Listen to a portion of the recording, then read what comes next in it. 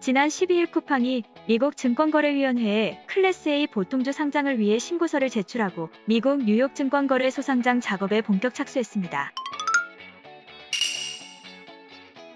월스트리트 저널, 포브스 등 외신은 쿠팡의 기업 가치를 약 500억 달러로 예상했는데요. 이는 올해 초 블룸버그 통신이 추정한 300억 달러를 뛰어넘는 수치이고 중국 이커머스 업체 알리바바의 2014년 기업 공개 1680억 달러 이후 최대 규모인데요. 쿠팡의 어떤 점을 보고 이렇게 후한 점수를 준 걸까요?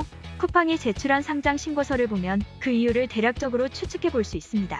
일단 쿠팡의 지난해 연매출은 약 13조 원에 달하는데요. 전년보다 매출이 91% 늘고 2018년 약 1조 1623억 원에 달했던 영업손실은 지난해 약 5800억 원으로 절반 가까이 줄었습니다. 순손실 역시 지난해 약 5257억 원으로 2019년보다 크게 줄어들어 매출은 해마다 2배 가까이 커지지만 적자는 절반 가까이 줄이고 있다는 의미입니다. 또한 최근 3개월간 쿠팡에서 한 가지 이상 제품을 산 사람이 1458만 명에 달한 것으로 알려졌는데요. 지난해 우리나라 인구수는 약 5178만 명이었는데 단순 계산하면 우리나라 사람 3.4명 중 1명은 쿠팡을 이용한 셈입니다. 쿠팡 이용자의 사용 금액이 꾸준히 늘고 있다는 점도 쿠팡의 밝은 앞날을 예상한 것으로 보입니다. 한번 쿠팡을 사용한 이는 계속해서 쿠팡에 머물며 구매 금액을 늘려간다는 통계도 공개됐는데요. 이는 로켓 배송으로 대변되는 무료 배송과 다양한 할인 혜택 등을 통한 쿠팡 측의 락인 전략이 제대로 먹힌 덕분으로 풀이됩니다. 쿠팡은 물류센터를 추가하면서 2025년까지 5만 명을 추가 고용하겠다고 했으며 쿠팡의 현재 직원 수는 약 5만 명으로 추정됩니다.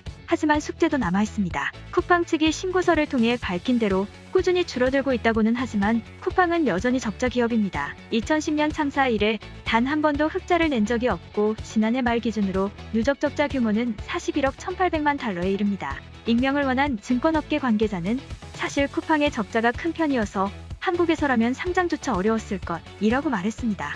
또 신고서에서 밝힌 대로 한국 내 이커머스 시장을 잡기 위한 경쟁은 더 치열해지고 있는데요. 전통의 유통 강자인 롯데와 신세계는 물론 네이버와 카카오 같은 IT 거인들까지 쿠팡과 일전을 벼르고 있습니다.